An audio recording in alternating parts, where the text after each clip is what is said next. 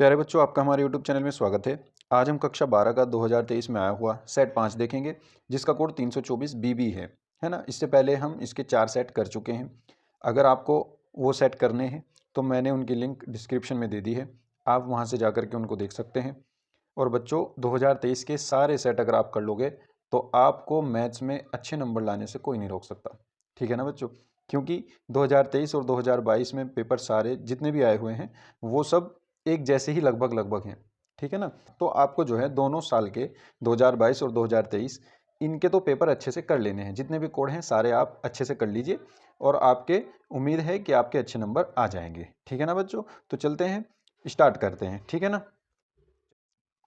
तो देखिए बच्चों, चलते हैं पहले क्वेश्चन की तरफ। पहला क्वेश्चन क्या कहता है, आपको सभी खंड करने हैं और प्रत्येक खंड का सही विकल्प चुनकर अपनी उत्तर पुस्तिका में लिखना है। ठीक है ना। आपको ऐसे 5 बहुविकल्प दिए जाएंगे, उनके अंदर 4 ऑप्शन होंगे। आपको सॉल्व नहीं करना है, सिर्फ आपको एक विकल्प चुनकर आंसर देना है सिर्फ। ठीक है ना। आप रफली सॉल्व कर लीजिए और सिर्फ उसको आंसर दे दीजिए। ठीक है ना। देखिए बच्चों, चलते हैं पहले क्वेश्चन की तरफ। पहला क्वेश्चन का क्या क्वेश्चन क्या कहता है, ये कह रहा है कि यदि एक मैपिंग है कहाँ से कहाँ एफ सच दैट एक सेट एक्स से दूसरे सेट वाई में, कह रहा है कि एक आच्छादक फलन है। आच्छादक फलन कौन से होते हैं, जिनका सहपरांत परिसर के बराबर होता है, यानी उसके सहपरांत में जितने भी एलिमेंट हैं उन सब का पूर्व प्रतिबिंब x में मिल रहा होता है। ठीक है ना, वो आच्छादक होते हैं। यदि और केवल यदि f का परिसर होगा, सिंपल सी बात है, आप ये याद रखना, जब भी कोई फलन आच्छादक है, जब भी कोई फलन आच्छादक हो तो उसका सहप्रांत बराबर परिसर होता है। क्या होता है, सहप्रांत बराबर परिसर, सहप्रांत बराबर परिसर होता है। बस आप ये याद रखना, इसी से क्वेश्चन हो जाएगा। ठीक है ना। अब देखिए इसने क्या कहा है, वो ये कह रहा है कि कोई जो ये फंक्शन है फलन, ये आच्छादक फलन है। आच्छादक फलन है तो इसके सहपरांत जो होगा वो परिसर के बराबर होगा। तो ये क्या कह रहा है, यदि और केवल यदि f का परिसर होगा, सहपरांत मतलब क्या, इधर का पूरा सेट जो y है। देखिए मान लीजिए आपके पास इधर सेट x है और इधर सेट जो है वो y है। ठीक है ना, दो सेट है आपके पास, ये x है ये y है। तो आच्छादक वो होगा जब ये पूरा जो है सहप्रांत, इसको सहप्रांत कहते हैं, इसको प्रांत कहते हैं, है ना, जो ये सहप्रांत है ये परिसर के बराबर हो, यानी यहाँ पे जितने एलिमेंट जुड़े हुए हैं उन सब के बराबर हो। ठीक है ना। तो इसका मतलब क्या हो जाएगा, इसका परिसर क्या हो जाएगा, पूरा का पूरा वाई हो जाएगा, क्योंकि आच्छादक फलन है। इसका परिसर जो होगा पूरा का पूरा सहप्रांत हो जाएगा। दोनों बराबर होंगे तभी तो आच्छादक होगा। ठीक है ना बात। और सहप्रांत ये पूरा है तो परिसर भी पूरा हो जाएगा। ठीक है ना, तो बस ये वाई ही आ जाएगा इसका आंसर। ठीक है ना, वाई ऑप्शन कौन सा है, थर्ड ऑप्शन इसका सही है। थर्ड ऑप्शन इसका वाई है और यही आंसर हो जाएगा। ठीक है ना बच्चों, बहुत आसान क्वेश्चन है। चलिए चलते हैं आगे ख क्वेश्चन की तरफ। ख क्वेश्चन क्या कहता है आपका, ये कहता है कि tan inverse root 3, tan inverse under root 3 minus sec inverse -2, इसका मान हमें बताना है। ठीक है ना बच्चों, देखिए आपके पास ये बहुविकल्पीय में है क्वेश्चन। ठीक है ना, तो आपको इसे रफली सॉल्व करना है, तो हम तो जल्द से जल्दी करेंगे इसको। देखिए tan इनवर्स रूट 3 को मैं 10 में क्या लिख सकता हूँ, 10 पाई/3 की वैल्यू होती है ना, पाई/3 की वैल्यू यानी 60 की वैल्यू होती है, 10 60 की वैल्यू, तो हमने ये 10 60 रख दिया यहाँ पे, और माइनस के सेक इनवर्स। अब आपको ये -2 इसमें अरेंज करना भी पड़ेगा पहले। ठीक है ना, मैं तो ये कहता हूँ, अब देखिए सेक में जो दो वैल्यू होती है वो किसकी होती है, दो वैल्यू सेक में दो होती है, सेक 60 की, सेक 60 यानी पाई/3 की। हम यहाँ पे लिख देंगे माइनस सेक पाई/3। ठीक है ना, हमने ये लिख दिया। लेकिन जब तक ये माइनस यहाँ पर है हम इसको सॉल्व नहीं कर सकते, तो हमें पहले ये माइनस अरेंज करना पड़ेगा। तो देखिए बच्चों, इसको हम अरेंज करेंगे, ये आ जाएगा आपके पास 10 पाई/3 माइनस ये हो जाएगा आपका सेक इनवर्स। अब देखिए ये क्या हो जाएगा, इसको हम ऐसे लिख सकते हैं, सेक पाई माइनस पाई/3। पाई माइनस पाई/3 का मतलब है ये कोऑर्डिनेट कौन सा बन गया, second coordinate, 180 minus theta. 180 minus theta second coordinate में सेक जो होता है वहां पे माइनस होता है, तो जब मैं इसको सॉल्व करूंगा तो यही आ जाएगा माइनस के सेक पाई/3, यानी आप इसको ऐसे लिख सकते हैं। ठीक है ना।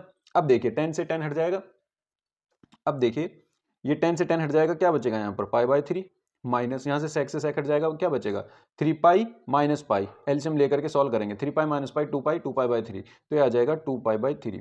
तो यहाँ से क्या आ जाएगा पाई माइनस 2 पाई अपॉन 3, और यहाँ से आ जाएगा माइनस के पाई/3, और ये कौन सा ऑप्शन है आपका, सेकेंड। तो यहाँ से आपका ऑप्शन नंबर सेकेंड आंसर हो जाएगा। ठीक है ना बच्चों, आपको सिर्फ क्या करना है, बस ख नंबर ऐसे डाल करके आपको सिर्फ ऐसे लिखना है कि ख का दूसरा है माइनस के पाई/3, और आपको लिख देना है बस आंसर। आपको सिर्फ इतना करना है, आप जो है वहां पर टाइम बचाएंगे। ठीक है ना बच्चों, तो चलिए चलते हैं अगले क्वेश्चन की तरफ।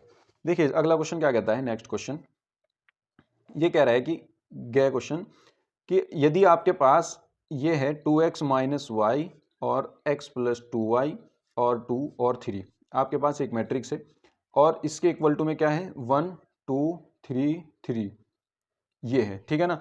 अब हम इन दोनों को सॉल्व करके हमें x और y का मान निकालना है, ठीक है ना। सॉल्व कैसे होते हैं, देखो जब दो मैट्रिक्स आपस में बराबर होती हैं, मैट्रिक्स मतलब अवयव, जब दो अवयव आपस में बराबर होते हैं तो उनका प्रत्येक अवयव भी आपस में बराबर होता है, संगत अवयव, ठीक है ना। जैसे ये पहला इसका अवयव, इसका भी पहला अवयव, ये दोनों बराबर होंगे।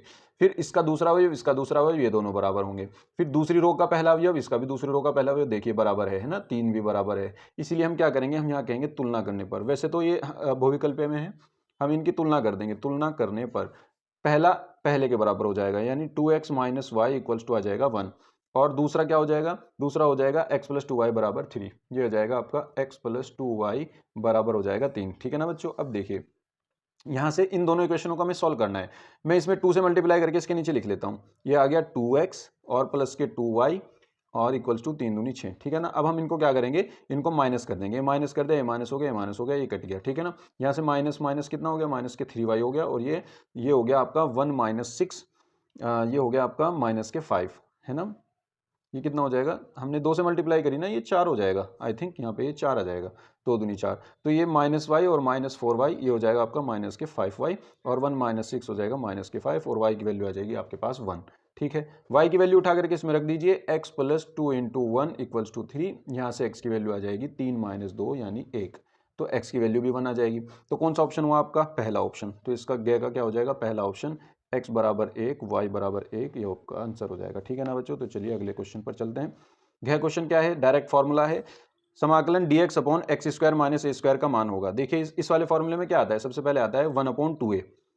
देखो अगर आपको नहीं भी पता हो, मतलब आपको थोड़ा सा कंफ्यूजन हो रहा हो, तो एक बार हिट एंड ट्रायल मेथड होता है जो बहुविकल्पीय क्वेश्चन में हम यूज कर लेते हैं, ठीक है ना। हिट एंड ट्रायल क्या है, मतलब डायरेक्ट देख लेते हैं। देखिए उसमें आपको हल्का सा याद अगर हो कि 1/x² माइनस ए स्क्वायर क्या है, 1/2a तो आता है उसमें शायद, है ना। इस तरीके से आपको कुछ कुछ याद होगा, अगर आपने याद करा होगा तो 1/2a तो है इसमें सामने। अब देखिए यहाँ पे भी 1/2a² है, तो ये ऑप्शन खत्म।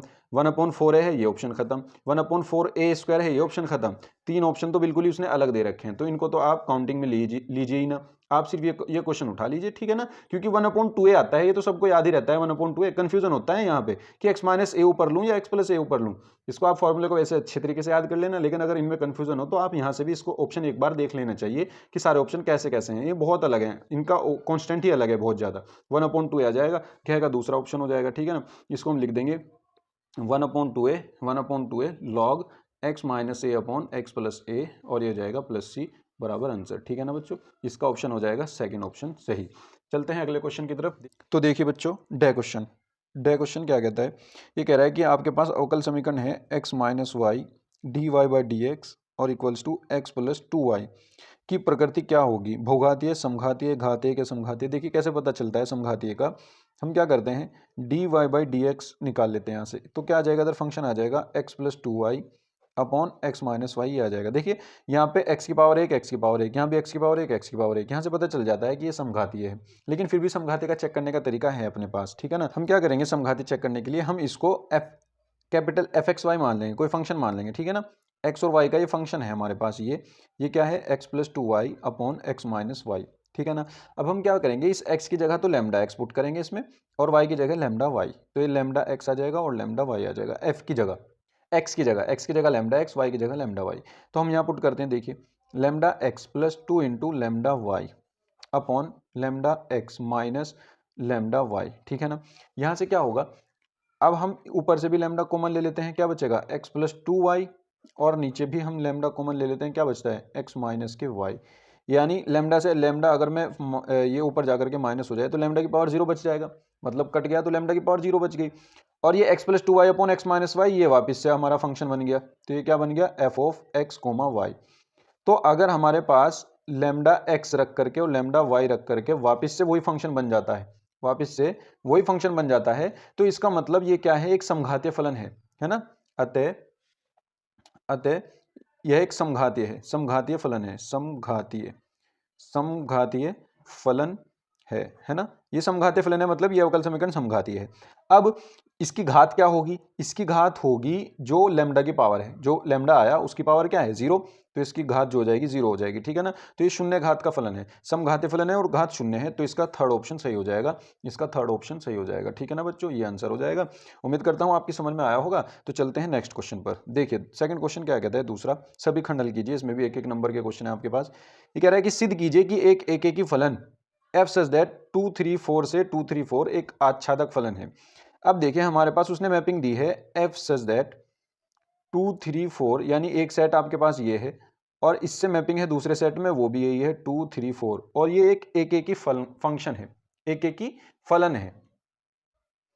तो देखिए बच्चों इसने कहा है कि ये एक ही फलन है। एक ही फलन कैसा होता है, देखिए हम कोई सेट, इसको हम x मान लेते हैं और इसको हम y मान लेते हैं, ठीक है ना। हमारे पास एक सेट है, ये x इधर रखा हुआ है, ये एक सेट x है और एक सेट हमने यहाँ पे रख दिया, ये सेट हमारा y है, ठीक है ना। ये हमने x मान लिया, ये y मान लिया। अब देखिए इसके अंदर भी 2 3 4 तीन एलिमेंट पड़े हैं और इसके अंदर भी 2 3 4 तीन एलिमेंट पड़े हैं। अब देखिए बच्चों एक ही फलन है। अब एक ही फलन का मतलब होता है कि एक एलिमेंट की एक ही इमेज मिलनी चाहिए, मतलब एक ही प्रतिबिंब मिलना चाहिए। अब या तो 2 का 2 मिलेगा, या 2 3 पे जुड़ेगा, या 2 4 पे जुड़ेगा, कोई एक ही कंडीशन होगी। हम ये मान करके चलते हैं कि 2 2 पे रहा होगा, ठीक है ना। एक ही है, बस हमें तो ये देखना है कि एक की इमेज एक पे हो, ठीक है ना। तो एक की इमेज मान लो 2 की 2 पे है, 3 की 3 पे है और 4 की 4 पे है। ये तो बन गया एक ही फंक्शन। अब इधर खाली छोड़ नहीं सकते। खाली क्यों नहीं छोड़ सकते, क्योंकि अगर इधर एक भी एलिमेंट छूट गया तो वो फलन ही नहीं होगा। फलन ये है एक ही भी है, तो एक ही का मतलब एक की एक से हमने इमेज बना दी। अब जैसे ही हमने इमेज एक की एक से बनाई, इधर तो कोई भी एलिमेंट बाकी नहीं रहा, ठीक है ना। और आच्छादक के लिए क्या कंडीशन है जो हमें प्रूफ करनी है, हमें ये प्रूफ करनी है। हम ये कहेंगे दिया गया फलन एक ही है, तब प्रांत के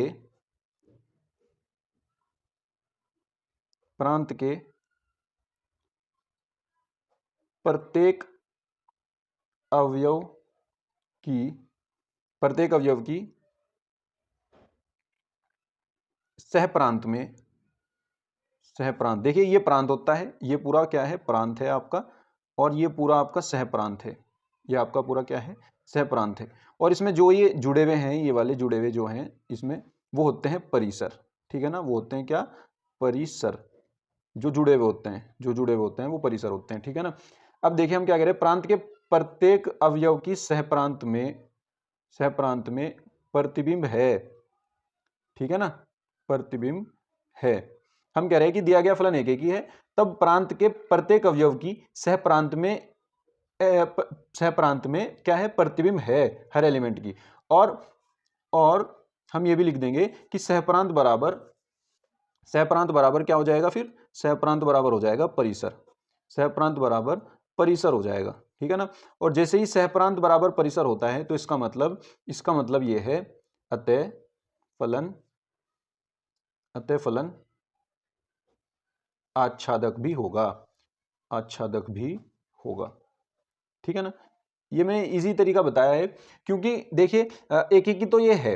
अब उस एक ही से हमें ये पता चला है कि ये सहप्रांत बराबर परिसर है, और पहले क्वेश्चन में भी हमने ये देखा था कि जहां सहप्रांत बराबर परिसर हो वो फलन आच्छादक होता है, तो इसका मतलब ये फलन आच्छादक होगा, ठीक है ना। आप इसको ऐसे भी कर सकते हैं, इसको आच्छादक ना लेकर के चलिए कि ये आच्छादक नहीं है, तो अगर ये आच्छादक नहीं होगा तो इसका मतलब इसमें कोई एलिमेंट छूट रहा होगा, और अगर इसमें कोई एलिमेंट छूट रहा होगा तो इनमें से किसी एक एलिमेंट की नहीं, दो एलिमेंट की किसी एक पे इमेज जा रही होगी, तो फिर वो एक ही नहीं बनेगा, फिर वो बहुएकी हो जाएगा। हम क्या लेकर के चले दें कि आच्छादक नहीं है और वो एक ही नहीं आ जाएगा, तो इसका मतलब वो उल्टा पड़ गया, तो इसका मतलब वो आच्छादक होगा क्योंकि वो एक ही तो है, ठीक है ना। वो विरोधाभास से हम उसको करते हैं, तो आप उससे भी प्रूफ कर सकते हैं विरोधाभास से, लेकिन ये भी तरीका सही है, ठीक है ना बच्चों। तो चलिए चलते हैं अगले क्वेश्चन की तरफ, ये आपका क्वेश्चन कंप्लीट होता है।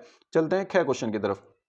देखिए ख क्वेश्चन क्या कहता है, यदि a बराबर आपके पास क्या है cos alpha minus sine alpha, और एक है आपके पास साइन अल्फा, और आपके पास ये हो गया कोस अल्फा, और यहां से ये कह रहा है तथा इसके साथ उसने एक कंडीशन दी है कि a प्लस ए डैश जो होगा वो i होगा, तो अल्फा का मान निकालना है, a plus I dash I होगा, ठीक है। हम ये वाली कंडीशन लेके चलते हैं, नाउ हम ये लेके चलते हैं a प्लस ए डैश बराबर i है। अब देखिए a क्या है अपने पास, हम अपने पास a क्या है, a हमारे पास ये पूरा है cos alpha sign alpha minus sine alpha और कोस अल्फा, ये हमारे पास a है। और a डैश क्या होता है, जो रो है वो कॉलम बन जाता है, तो हम इस रो को ये कॉलम बना देंगे, इस रो को हमने कॉलम बना दिया, cos alpha minus sine alpha, cos alpha minus sine alpha, sine alpha cos alpha अब यहाँ लिख देंगे, इसे दूसरा कॉलम बना देंगे साइन अल्फा, और ये आ जाएगा कोस अल्फा, दोनों को प्लस कर दिया बराबर आई आ जाएगा, ठीक है ना। आई क्या है, आई है आपके पास आइडेंटिटी मैट्रिक्स 2/2 की, तो ये 1 0 0 1 ये हो जाएगी आपकी मैट्रिक्स। अब देखिए कोस अल्फा में कोस अल्फा जोड़ेंगे तो हो जाएगा 2 कोस अल्फा, ऐसे ही तो जुड़ते हैं ना दो अवयव, minus sine alpha plus sine alpha ये हो जाएगा 0, फिर sine alpha plus minus sine alpha plus minus minus, तो sine alpha minus sine alpha ये भी 0 हो जाएगा, ये भी 0 हो जाएगा, sign alpha minus sine alpha ये भी 0, cos alpha plus cos alpha ये हो जाएगा आपका 2 कोस अल्फा। जैसे ही 2 कोस अल्फा हुआ और इक्वल्स टू यहाँ पे क्या है 1 0 0 1। अब आपको पता होगा दो अवयव आपस में बराबर तभी होंगे जब उनके संगत अवयव आपस में बराबर हों, तो 2 कोस अल्फा बराबर ये वाला 1 ले लो, चाहे 2 कोस अल्फा बराबर ये वाला 1 ले लो, एक ही बात है।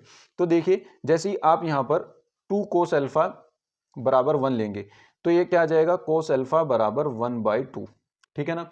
और इस 1/2 को आप क्या लिख दोगे, कोस अल्फा बराबर कोस 1/2, कोस में किसकी वैल्यू होती है साइन 60 कोस 60 की, कोस 60 क्या हो जाएगा π/3 है ना, 3 छंग 18, तो ये आ जाएगा आपका अल्फा बराबर π/3, तो ये आ जाएगा अल्फा बराबर π/3, आपका हो जाएगा आंसर, ठीक है ना। अल्फा का मान निकालना था, मैं अल्फा का मान हमने निकाल दिया, उम्मीद करता हूँ आपकी समझ में आया होगा।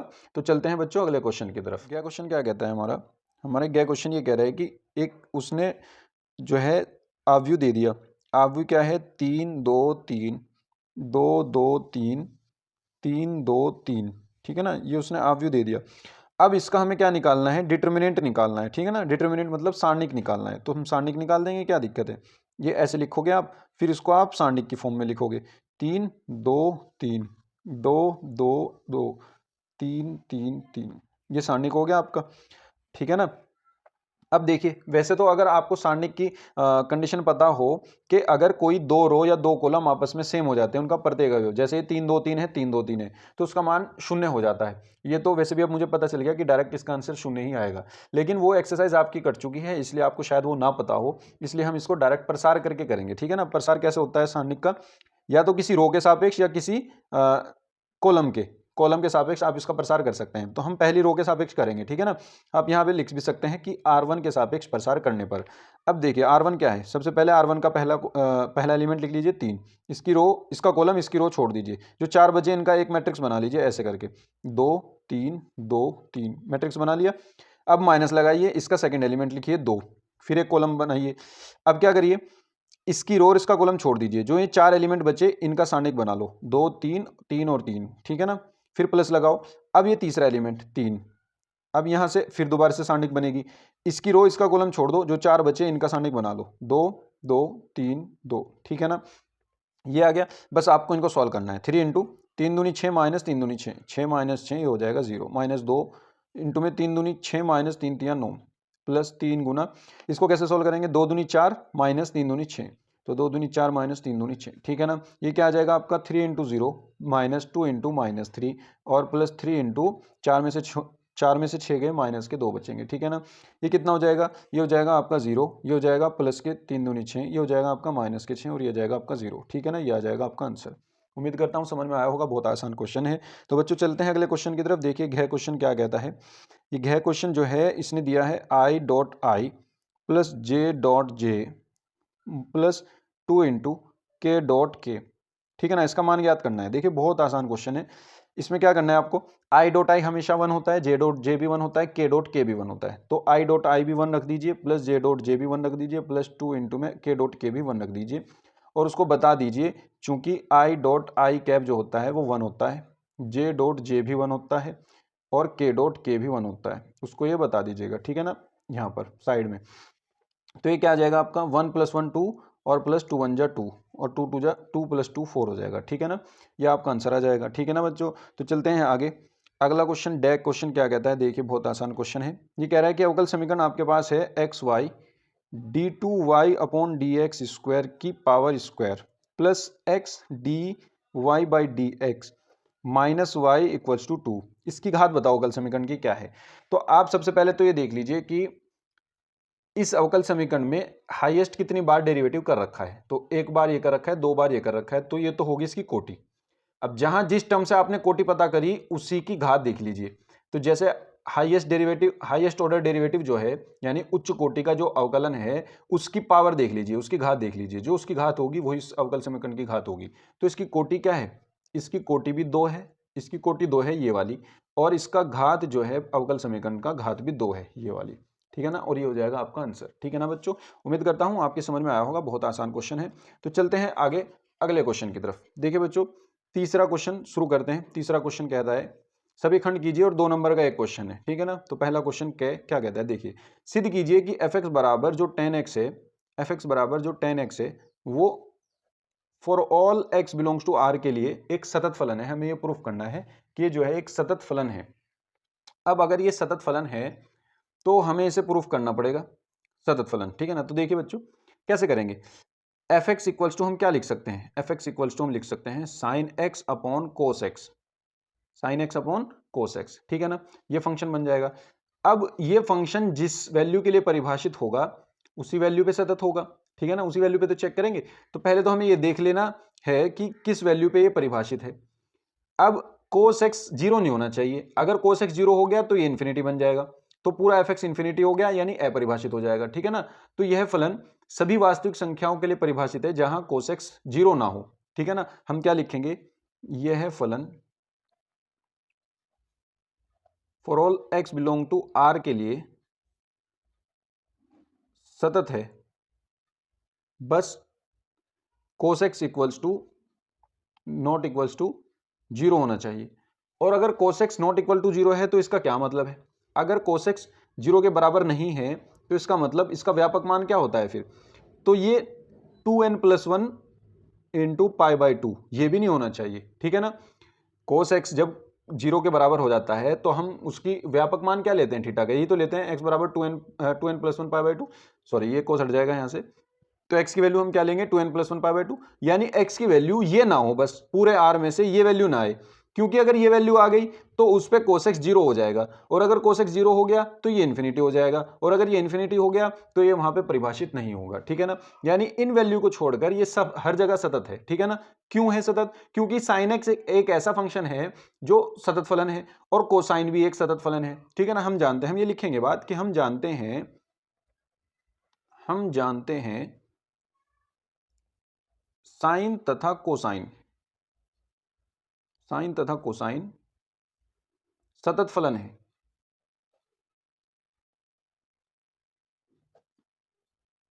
ठीक है ना। ये दोनों सतत फलन है, इसलिए tan x इन दोनों का भागफल होने के कारण, इसलिए tan x इन दोनों का भागफल होने के कारण, भागफल होने के कारण क्या हो जाएगा, x के सभी मानों के लिए भागफल होने के कारण x के सभी मानों के लिए सिवाय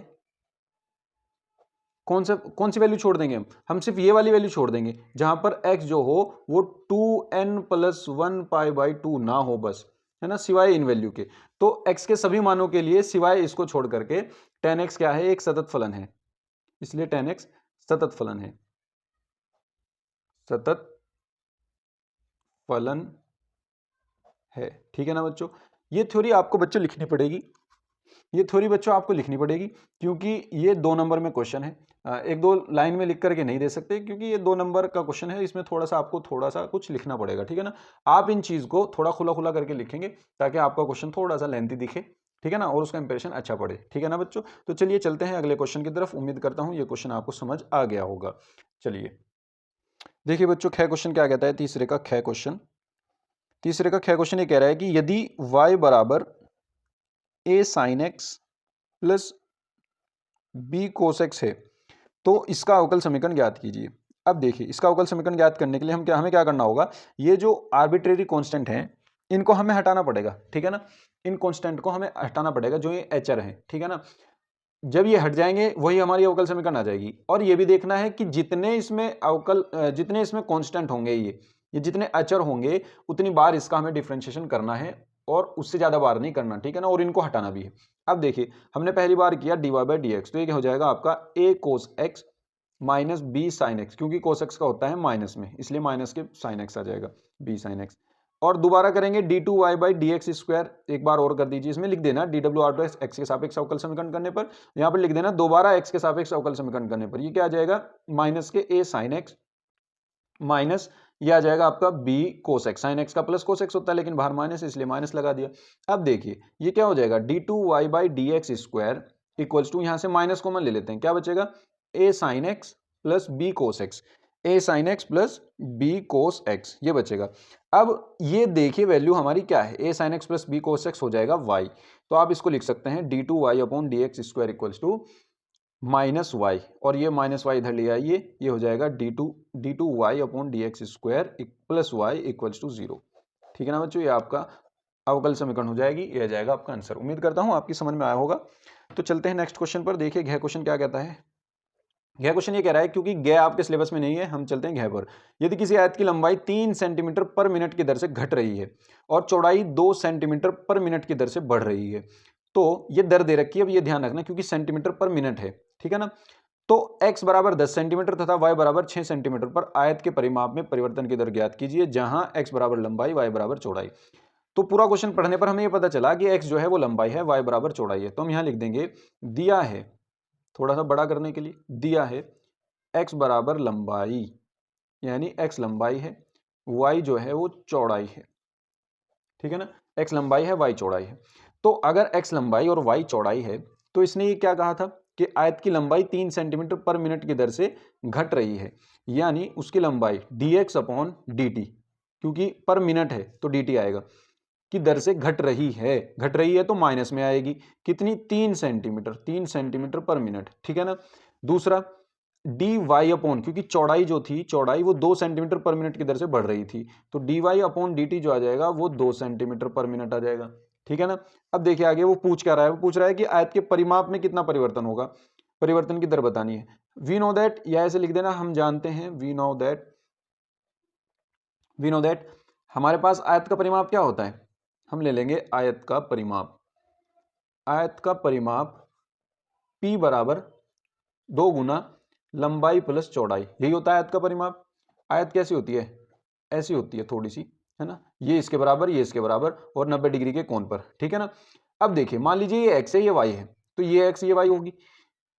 जो पेरीमीटर यानी परिमाप होता है वो होता है टोटल लेंथ, तो x plus y plus x plus y, सारे जुड़ जाएंगे, x plus y plus x plus y, तो 2x हो जाएंगे 2y हो जाएंगे, 2 कॉमन आ जाएगा 2x प्लस वाई आ जाएगा, ठीक है। इसका अवकलन करेंगे t के रिस्पेक्ट में, dp upon dt equals to, ये क्या हो जाएगा 2 इंटू एक्स का अवकलन होगा dx अपॉन dt प्लस ये हो जाएगा dy अपॉन dt, ठीक है ना बच्चों। अब देखिए हमारे पास dx अपॉन dt की वैल्यू कितनी थी -3, तो यहाँ पे -3 रख देंगे, dy अपॉन dt की वैल्यू कितनी थी 2 रख देंगे, तो यहाँ से कितना आ जाएगा, यहाँ से आ जाएगा 2 इंटू -3 प्लस 2 -1 आ जाएगा, और इसकी गुना जब हम करेंगे तो आ जाएगा -2। माइनस से मतलब है उसकी जो परिमाप की दर है वो घट रही है, ठीक है ना, यानी परिमाप जो है उसका वो घट रहा है, 2 सेंटीमीटर पर मिनट घट रहा है, ठीक है ना। तो हम यहां लिखेंगे अतः आयत का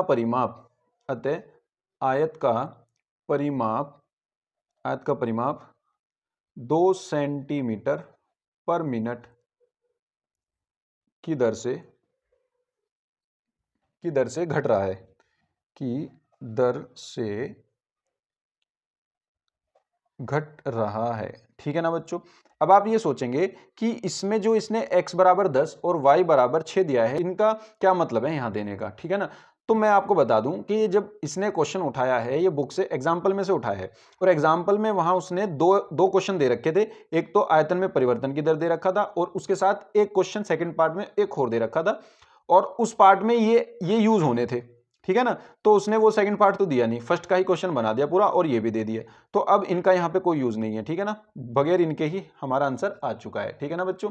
तो कंफ्यूज होने की जरूरत नहीं है। तो चलिए चलते हैं नेक्स्ट क्वेश्चन की तरफ। तो देखिए बच्चों चलते हैं फोर्थ क्वेश्चन की तरफ। फोर्थ क्वेश्चन क्या कहता है कि सभी खंड कीजिए, और इसमें हर क्वेश्चन 2 नंबर के हैं, ठीक है। तो चलिए पहला क्वेश्चन देखते हैं। क्या क्वेश्चन कह रहा है कि सिद्ध कीजिए f(x) बराबर mod x - 2, x बराबर 2 पर x बराबर 2 पर अवकलनीय नहीं है। तो ये हमें अवकलनीय नहीं दिखाना है। तो पहले तो आप इस फंक्शन को सही से लिख लीजिए। देखिए ये फंक्शन टूटता है दो पार्ट्स में, ठीक है ना। या तो ये पूरा पॉजिटिव होगा x-2 या ये पूरा निगेटिव होगा x-2, जिस तरीके से मोड x होता है, ठीक है ना। जिस तरीके से मोड x होता है ऐसे ही ये सेम होगा। और ये पॉजिटिव कब होगा, जब पूरा x-2 greater than equal to 0 हो। और ये पूरा निगेटिव जब होगा जब x-2 लेस देन टू 0 हो, ठीक है ना। अब इसके ग्रेटर देन 0 के होने के क्या मतलब है, 2 को अगर मैं उधर पूछा दूं तो ये बचेगा x greater than equal to 2 और यहाँ से आ जाएगा x लेस देन टू 2, ठीक है ना। तो आपको ये मेन वैल्यू ये वाली देखनी है, ठीक है ना, ये वाली देखनी है मेन वैल्यू, ठीक है। अब देखिए हम क्या करते हैं, हम निकालते हैं x बराबर 2 पर left hand derivative, right hand derivative दोनों देखेंगे, ठीक है ना। क्योंकि उसके लिए लेफ्ट हैंड डेरिवेटिव बराबर राइट हैंड डेरिवेटिव होना चाहिए। तो हम सबसे पहले LHD चेक करते हैं, LHD।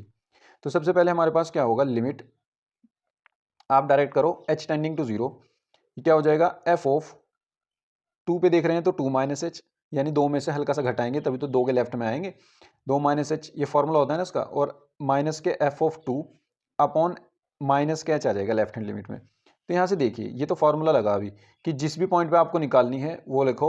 मान लो आपको ए पे निकालनी, 2 पे निकालनी, तो f of 2 minus h minus f of 2 upon minus के h left hand limit, left hand derivative में, और राइट हैंड डेरिवेटिव में ये प्लस हो जाएगा बस, ठीक है ना। अब देखिए 2 में से कुछ घटा है यानी 2 से छोटा वैल्यू आएगी, 2 से छोटी वैल्यू x की 2 से छोटी वैल्यू आएगी। तो x की 2 से छोटी वैल्यू कहाँ है, यहाँ है, x की 2 से छोटी वैल्यू है, तो उसके लिए फंक्शन ये है। तो आपको 2 माइनस एच x की जगह रखना पड़ेगा इस वाले फंक्शन में। तो हमारे पास क्या हो जाएगा, limit h tending to 0 f of 2 minus h, यानी इस x की जगह हम 2 माइनस एच रख देंगे यहाँ पे। फिर ये माइनस बाहर है ही, ऑलरेडी माइनस बाहर है ही, और माइनस में 2 आ जाएगा। फिर minus f of 2, f of 2 क्या होगा, देखिए अगर मैं यहाँ से f ऑफ 2 निकालता हूँ, 2 रखता हूँ इसमें, तो क्या आएगा मेरा, x जब 2 के बराबर है तो फंक्शन कौन सा है, ये वाला। तो ये क्या हो जाएगा आपका, मैं डायरेक्ट पहले निकाल लेता हूँ, f ऑफ 2 पहले निकालना चाहिए। f ऑफ 2 जब हम इसमें रखेंगे तो ये हो जाएगा 2 माइनस 2, यानी ये ओवरऑल 0 आ जाएगा, ठीक है ना। क्योंकि x बराबर 2 पे फंक्शन ये है, ये नहीं है, ये है। वैसे तो 0 दोनों में ही आएगा, तो ये आ जाएगा आपका 0, ठीक है ना। तो यहाँ पे रखेंगे 0 अपॉन, यहाँ माइनस में h आ जाएगा। तो ये क्या हो जाएगा, देखिए limit h tending to 0 minus के 2 और माइनस माइनस के प्लस h, माइनस के 2 प्लस h और माइनस के 2, ये सॉरी ये माइनस माइनस इसको प्लस कर देगा, प्लस के 2 अपॉन बचेगा माइनस h। इस 2 से 2 कैंसिल आउट हो जाएगा, क्या बचेगा, limit h tending to 0 h upon minus h, h cancel out बचेगा -1। तो -1 में लिमिट पुट करोगे कोई मतलब ही नहीं है, तो -1 ही बच जाएगा। अब चलते हैं राइट हैंड डेरिवेटिव के पास, RHD के पास। RHD क्या कहता है कि limit h tending to 0 f of 2 plus h आ जाएगा यहाँ पे। वहाँ पे 2 माइनस एच था क्योंकि 2 में से कुछ घट रहा था, यहाँ हम 2 में कुछ जोड़ रहे हैं क्योंकि हमें 2 से बड़ी वैल्यू चाहिए, 2 से आगे चाहिए, ठीक है ना। और माइनस f ऑफ 2 ये तो आएगा ही, अपॉन में प्लस एच आएगा क्योंकि ये राइट हैंड डेरिवेटिव है, फॉर्मूले में यहाँ प्लस एच है। तो आप अब क्या करोगे, लिमिट h टेंडिंग टू 0, 2 में हल्का सा जुड़ा यानी x की 2 से बड़ी वैल्यू आ जाएगी, 2 में कुछ जोड़ने पर x की 2 से बड़ी वैल्यू आएगी। 2 से बड़ी वैल्यू के लिए फंक्शन क्या है, ये है। तो fx बराबर आपको क्या लेना है, देखिए 2 से बड़ी वैल्यू के लिए आपके पास फंक्शन ये है, 2 से बड़ी वैल्यू के लिए आपके पास फंक्शन ये है। तो fx बराबर आपको x-2 लेना है। तो x में आप जहां जहां आपके पास x है वहां वहां आप ये 2 प्लस एच रखोगे। तो देखिए हम यहाँ क्या रखेंगे, हम रखेंगे 2 प्लस एच माइनस 2 और माइनस f ऑफ 2 0 है, अपॉन आ जाएगा h। यहाँ से 2 से 2 कैंसिल आउट हो जाएगा, बचेगा h upon h, limit h tending to 0 h upon h, और इससे कैंसिल आउट 1 बचेगा और 1 आ जाएगा यहाँ। अब देखिए लेफ्ट हैंड डेरिवेटिव -1 आ रही है, राइट हैंड डेरिवेटिव +1 आ रही है।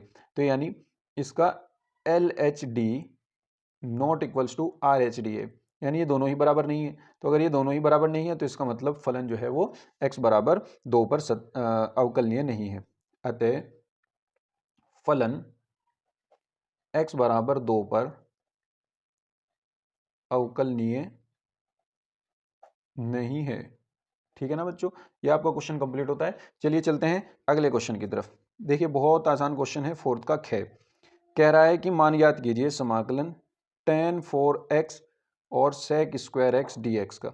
देखिए अगर आप tan x को t मान लेते हैं तो sec स्क्वायर एक्स dx का dt आ जाएगा, बहुत आसान है। तो आप क्या करोगे, माना let tan x equals to आ जाएगा t, तो tan x को क्या लिख दोगे, sec square x dx equals to dt। तो यहाँ पे क्या हो जाएगा, समाकलन हो जाएगा आपका 10x की जगह t आ जाएगा और t की पावर 4 आ जाएगी, है ना, और sec स्क्वायर x dx की जगह dt आ जाएगा, तो ये dt रख दिया। t4 का होगा t5/5 प्लस c, तो t5 की वैल्यू रख दीजिए बस। t5 की वैल्यू क्या आ जाएगी, t5 की सॉरी आपको आज t की वैल्यू रख दीजिए बस। t की वैल्यू क्या आ जाएगी 10x और उसकी पावर में है 5 और अपॉन में है 5 और ये आ जाएगा प्लस c। आप इसको ऐसे भी लिख सकते हैं 10 की पावर 5x और अपॉन में 5 और प्लस c, ठीक है ना, ऐसे आप इसको ऐसे भी लिख सकते हैं 10 की power 5x upon 5 plus c, ठीक है ना, ये आपका हो जाएगा आंसर। बहुत आसान क्वेश्चन था। तो चलिए चलते हैं नेक्स्ट क्वेश्चन की तरफ। तो देखिए बच्चों, फोर्थ का गे पार्ट है ना, ये कह रहा है कि यदि बिंदुओं ए बी सी और डी के स्थिति सदिश क्रम से ये और ये हैं, तो सिद्ध कीजिए कि बिंदु सरनेख हैं। ये कह रहा है कि बिंदु सरनेख हैं। देखिए बिंदु सरनेख का मतलब क्या होता है कि सारे पॉइंट एक ही लाइन में हैं, ए बी सी डी। यहाँ मान लेते हैं ये ए है, ये बी है, ये सी है, ये डी है, ठीक है ना, ये एक ही लाइन में है, ये प्रूफ करना है। तो अगर हम ये दिखा दें कि ए बी और सी डी के मध्य जो कोण है वो 180 डिग्री है, तो इसका मतलब क्या हो जाएगा, पता चल जाएगा कि सीधी लाइन में है ना। जब दो रेखाओं के मध्य 180 डिग्री का कोण हो तो इसका मतलब वो सीधी रेखाएं हैं, ठीक है ना। तो हम ए बी और सी डी के मध्य का कोण 180 डिग्री दिखा देंगे, उससे प्रूफ हो जाएगा कि ए बी सी डी जो है वो क्या है, एक ही रेखा में है, यानी वो सरनेख है, ठीक है ना। तो चलिए सबसे पहले उसने स्थिति सदिश दिए हैं, ठीक है ना, ए बी और सी डी के स्थिति सदिश। हम लिखेंगे ए का स्थिति सदिश, ए का स्थिति सदिश। ए का स्थिति सदिश क्या है, ओ ए वेक्टर, ये दे रखा है इसने, आई कैप प्लस जे कैप प्लस के कैप, ठीक है। इसी तरह बी का स्थिति सदिश आप पूरा पूरा लिखेंगे, ठीक है ना। बी का स्थिति सदिश क्या दे रखा है इसने, 2i cap plus 5j cap. फिर सी का स्थिति सदिश उसने क्या दे रखा है, सी का स्थिति सदिश दे रखा है उसने 3i cap 2j cap minus 3k cap. फिर डी का स्थिति सदिश उसने क्या दे रखा है, डी का स्थिति सदिश दे रखा है उसने I cap minus 6j cap minus k cap, ठीक है ना। ये सब स्थिति सदिश हमने निकाल लिए। अब हमें चाहिए ए बी वेक्टर चाहिए। ए बी वेक्टर कैसे निकलेगा, ओ बी का स्थिति बी का स्थिति सदिश माइनस ए का स्थिति सदिश, इससे निकल जाएगा। तो ओ बी माइनस ओ ए निकालिए, 2i में से आई माइनस, पहले चलो लिख लीजिए O B 2i cap plus 5j cap, ये लिख लिया, माइनस ओ ए वेक्टर लिखे आई प्लस जे प्लस के। अब यहाँ से जब इसको सॉल्व करेंगे 2i में से आई गया, कितना बचा, आई बचा। 5j में से एक j गया तो कितना बचा, 4j और माइनस के, ये जू का तू रहेगा माइनस के, ठीक है ना। तो ये आपका आ गया ए बी वैक्टर। इसी तरीके से आप इसका सबसे पहले परिमाण निकाल दीजिए, क्योंकि उसकी जरूरत पड़ेगी हमें परिमाण की। इसका परिमाण क्या बैठेगा, यहाँ से क्या बैठेगा, देखिए 1 का स्क्वायर आ जाएगा प्लस 4 का स्क्वायर आ जाएगा और प्लस फिर -1 का स्क्वायर आ जाएगा। तो ये क्या बनेगा, √1 + 4 + 1 कितना हो गया, √4 5 6, 4 5 6 हो गया। और ये मिलेगा आपको 2 तिया 6, 3 एकम 3, सॉरी ये बच्चों 16 है ना, 16, 4 चौक 16, तो 16 17 और 18, ये आपका आ जाएगा 18 आ जाएगा। और 18 का जो आपका रूट आएगा स्क्वायर रूट, वो आ जाएगा 2√3, 3√2, ठीक है ना, 3√2, ठीक है ना। चलते हैं आगे। देखिए अब हम क्या करेंगे, अब हम सी डी वैक्टर फाइंड करेंगे। सी डी वैक्टर क्या होगा, ओडी माइनस ओसी, ओडी माइनस ओसी। तो ओडी माइनस ओसी क्या होगा, देखिए इसमें से ये माइनस कर देंगे ऊपर वाला, तो ये क्या हो जाएगा, ये हो जाएगा आपका i माइनस 3i, कितना हो जाएगा, माइनस के 2i, माइनस के 6j माइनस के 2j, तो माइनस के 8j, और माइनस के प्लस के 3k, तो कितने बचेंगे, प्लस के 2k, ठीक है ना। अब इसका हम परिमाण भी निकाल लेते हैं, इसकी जरूरत पड़ेगी। परिमाण हो जाएगा आपका -2 का स्क्वायर 4, 8 का स्क्वायर 64, 2 का स्क्वायर इसका भी 4, 64, 4 68, 4 72, √72, √72 कितना हो जाएगा, √72 हो जाएगा आपका 6√2, ठीक है ना, 6√2। पता है ना कैसे निकालते हैं, एलसीएम लेकर के, जोड़े वाले बाहर कर दो, बगैर जोड़े वाले अंदर, तो 6√2 आ जाएगा आपका, ठीक है ना। अब हम क्या करेंगे, अब हम ए बी और सी डी के मध्य कोण निकालेंगे, ठीक है ना। ए बी व सी डी के बीच का कोण, बीच का कोण क्या होगा, इनके बीच का कोण, इनके बीच का कोण होगा आपके पास कोस थीटा इक्वल्स टू इन दोनों का डॉट प्रोडक्ट, यानी vector A B dot vector C D, इन दोनों का डॉट प्रोडक्ट अपॉन इनका परिमाण, vector A B dot vector C D, ठीक है ना, यही होता है। इनका जब हम डॉट प्रोडक्ट करेंगे तो डॉट प्रोडक्ट क्या आ जाएगा, देखिए ए बी वेक्टर आपके पास है आई कैप प्लस 4 जे cap minus k cap, dot में सी डी आपके पास है -2 आई कैप माइनस 8 जे कैप और प्लस 2 के कैप। अपॉन में आ जाएगा आपके ए बी का परिमाण कितना है 3√2 गुना सी डी का परिमाण कितना है 6√2। ठीक है ना। यहाँ से क्या आ जाएगा देखिए, आई की जब आई में करेंगे आई डॉट आई 1 तो -2 एकम -2 आएगा। फिर आई की जे में करेंगे 0 मिलेगा, आई की के में करेंगे 0 मिलेगा। सेम सेम वाले 1 देते हैं, बाकी अलग अलग वाले 0 देते हैं। ठीक है ना। अब करेंगे 4 जे की 8 जे में, जे डॉट जे 1 आ जाएगा 4 गुना -8 तो माइनस के 8 चौक 32 आ जाएगा। फिर के डॉट के 1 हो जाएगा और 2 एकम 2 -2 आ जाएगा। ठीक है ना।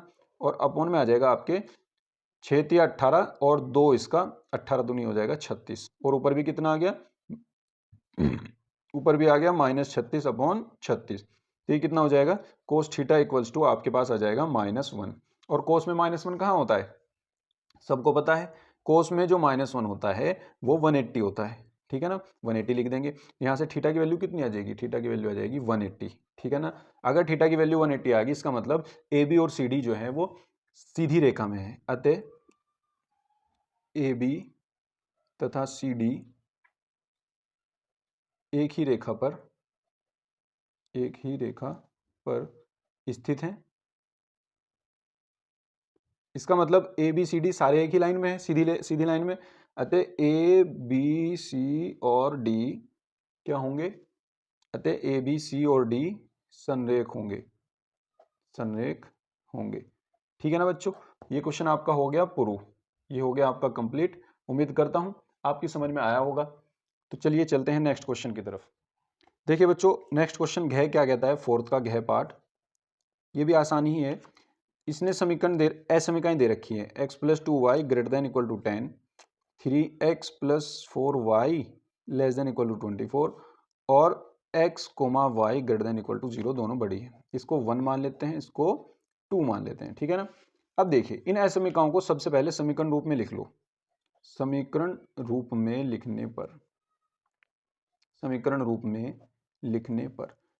में जब लिखेंगे तो क्या आ जाएगा x + 2y = 10।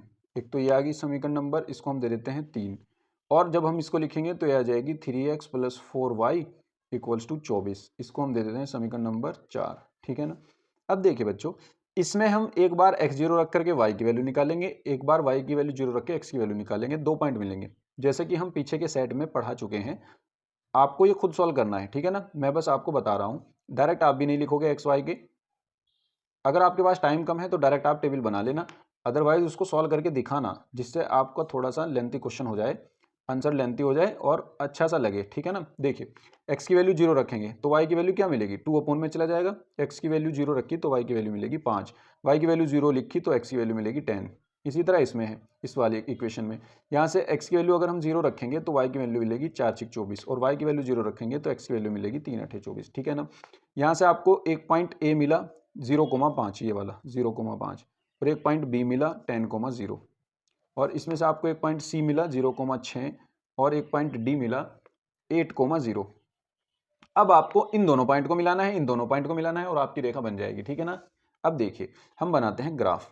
देखिए ये y एक्सिस है और ये मान लीजिए x एक्सिस है। ठीक है, ये y एक्सिस है, ये x एक्सिस है। हमने 2 2 के डिफरेंस पे ले लिए, 2 2 के डिफरेंस पे 2 4 6 8 10 और ऐसे यहाँ पर 2 4 6 8 10। ठीक है ना बच्चों, आप स्केल में इनको अच्छे से नाप करके लीजिएगा। ठीक है ना, इक्वल लेंथ पे लीजिएगा बिल्कुल, तभी आपका अच्छा बनेगा ग्राफ। ठीक है ना, और एग्जैक्ट बनेगा। अब देखिए हमें पहला पॉइंट क्या है हमारा 0,5 ए 0,5 x 0 है तो इस लाइन पे मिलेगा 2 4 6 तो इनके बीच में 5 होगा, यानी यहाँ पर आपका 5 है, ये यहाँ पर बीच में बिल्कुल 0,5 ए जो है वो 0,5 है। और b क्या है 10,0, 10,0 आपका ये है तो ये हो जाएगा आपका b 10,0। इन दोनों को आप मिला दीजिए। ठीक है ना। देखिए इन दोनों को आप मिला दीजिए, कैसे, देखिए स्केल से आप ऐसे करके इनको मिला दीजिए। दूसरा पेन ले लेता हूँ, यहाँ से आप इसको मिला दीजिए। एक लाइन आपकी ये ड्रॉ हो गई, तो इस पर लिख दीजिएगा आप पहली लाइन है, क्योंकि ये इस पर जिस जिस लाइन से हमें एक पॉइंट मिले थे बस वही लाइन लिख दीजिए, x + 2y = 10, ठीक है ना। अब दूसरे पॉइंट देखते हैं। देखिए 0,6 कहाँ मिलेगा, 0,6 मिलेगा आपको यहाँ पर, 2 4 6, ये मिला आपको 0,6, तो ये आपका सी पॉइंट है 0,6। और दूसरा है आपका 8,0, 8,0 डी पॉइंट है। डी पॉइंट कहाँ मिलेगा आपको, यहाँ पर 2 4 6 8, यानी यहाँ पर, ठीक है ना, ये आपका डी पॉइंट है। अब इन दोनों को मिला दीजिए। देखिए इन दोनों को जब हम मिलाएंगे तो कैसे होगा, कुछ कुछ ऐसे हो जाएगा, ठीक है ना। ये आपकी दूसरी लाइन हो गई, डी पॉइंट मिल गया आपका ये। अब इस लाइन पर आप दूसरी इक्वेशन लिख दीजिए, ये वाली, ताकि इनमें कन्फ्यूजन ना हो। 4y = 24, ठीक है ना, साथ के साथ हमने लिख दिया। अब ये आपस में एक दूसरे को इस पॉइंट पर इन्होंने प्रतिच्छेद किया, ठीक है ना। अब देखिए, देखिए बच्चों, यहाँ हमें क्या करना है, देखिए बच्चों यहाँ हमें अब क्या करना है, अब हमें ये देखना है कि इस लाइन के किस साइड हमें सॉल्यूशन मिलेगा, इस लाइन के नीचे मिलेगा या ऊपर, या इस लाइन के नीचे मिलेगा या ऊपर। वो कैसे चेक करते हैं, मूल बिंदु पर। मूल बिंदु पर कैसे चेक करेंगे, देखिए देखिए मूल बिंदु पर कैसे चेक करेंगे, आप ऐसे लिखेंगे मूल बिंदु 0 0 पर, मूल बिंदु 0 0 पर। अब जो असमीकाएं इसने दे रखी थी ये वाली, इसमें आप यहाँ भी 0 रख दीजिए, यहाँ भी 0 रख दीजिए। 0 + 0 0 मिलेगा, 0 > 10 आ जाएगा। तो क्या आ जाएगा, 0 > 10। अगर ये बात सत्य है, अगर ये बात सत्य होती तो हम जिस लाइन में हमने रखा है उस लाइन के नीचे ड्रॉ करते, पहली वाली लाइन के, है ना, पहली वाली लाइन के नीचे ड्रॉ करते। लेकिन ये लाइन, ये बात आ रही है असत्य, असत्य आ रही है, तो इसके तो होगा ऊपर ड्रॉ, ठीक है ना, इसके हो जाएगा ऊपर। तो यानी इसके हमें ऊपर करना पड़ेगा। आप हल्का सा साइन लगा दीजिए ताकि आपको कंफ्यूजन ना रहे। इसके हमें ऊपर करना है ड्रॉ। अब नीचे देखते हैं, दूसरी लाइन क्या है, ये वाली। इसमें 0 रखेंगे 0, इसमें 0 रखेंगे 0, 0 + 0 0, 0 <2 24 आ जाएगा, 0 <= 24। ये बात सत्य आ गई। अगर इस लाइन की बात सत्य आ रही तो इससे ओरिजिन किस तरफ करते हैं, इस लाइन से मूल बिंदु की ओर। तो इस लाइन से मूल बिंदु की ओर मतलब नीचे की ओर ड्रॉ करेंगे, ठीक है ना।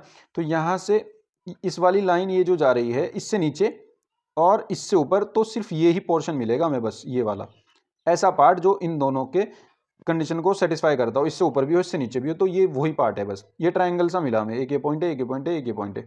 ये पॉइंट निकालना पड़ेगा बच्चों, ये पॉइंट हम पहले ही निकाल चुके हैं और आप इन दोनों इक्वेशन को सॉल्व करके ये पॉइंट निकाल सकते हैं, ठीक है ना। जो इसकी समीकरण बनी थी, देखिए ये वाली, जो इसकी समीकरण बनी थी ये वाली और ये वाली, इन दोनों समीकरणों को सॉल्व करके आप ये निकाल सकते हैं। तो ये पॉइंट हमारे आए थे 4,3, ये पॉइंट आए थे हमारे 4,3, ठीक है ना। तो अब हम क्या करेंगे, इन तीनों पॉइंट पर हम इस जेड की वैल्यू देखेंगे, जेड की वैल्यू, ठीक है ना। हम क्या करेंगे, एक टेबल और बना लेते हैं, एक टेबल और बना लेते हैं ऐसी। इसमें हम क्या लिखेंगे, इसमें हम लिखेंगे यहाँ पर शीर्ष बिंदु, शीर्ष बिंदु, ठीक है ना। पहला बिंदु हमारे पास ए है, ए को ले लीजिए, ये हो जाएगा 0,5। दूसरा है आपके पास सी, सी है 0,6। तीसरा ले लीजिए आपके पास ये ई, मान लीजिए इसको 4,3, ठीक है। इन पे हमें जेड की वैल्यू देखनी है। जेड क्या दे रहा है, 200x + 500y। अब देखिए ये 0,5 ये x की वैल्यू है, ये y की वैल्यू है। आपने ये दोनों वैल्यू यहाँ रख दी, 0 वैल्यू रखोगे 0 हो गया, y की वैल्यू 5 रखेंगे तो 5 की गुना 500 में करेंगे, क्या आ जाएगा 25। तो z = 2500 आ जाएगा, ठीक है ना, 2500। अब c ऐसे ही करेंगे। c में हमने क्या किया, x की वैल्यू 0 यहाँ रख दी है, पूरा 0। y की वैल्यू जब 6 यहाँ रखेंगे तो 6 पंजे 30 और 2 0 हैं, तो z की वैल्यू यहाँ से क्या आ जाएगी, 3000, ठीक है। अब चलते हैं इस पर, x की वैल्यू हमने यहाँ रखी 4 दूनी 800, ये हो गया। 3 की वैल्यू यहाँ रखी 5 × 1500, ये हो गया। 1500 + 800 कितने हो गए, 2300। अधिकतम कौन सा हुआ, अधिकतम यही हुआ इनमें, ठीक है ना। सबसे ज़्यादा ये, सबसे ज़्यादा इनमें यही हुआ अधिकतम। तो इसका मतलब आप यहाँ क्या लिखोगे, बिंदु 4,3 पर, बिंदु 4,3 पर z का अधिकतम मान, अधिकतम मान 2300 होगा या है, ठीक है ना। ये आपका क्वेश्चन कंप्लीट होता है। उम्मीद करता हूं बच्चों आपकी समझ में आया होगा। आज की इस वीडियो में बस इतना ही, मिलेंगे अगली वीडियो में इसके बाकी क्वेश्चन को लेकर। तब तक आप इनको अच्छे से कर लीजिए, ठीक है ना बच्चों। अगर वीडियो आपको अच्छा लगा हो तो लाइक कीजिए, अपने दोस्तों में शेयर कीजिए और चैनल को सब्सक्राइब कीजिए। Thank you.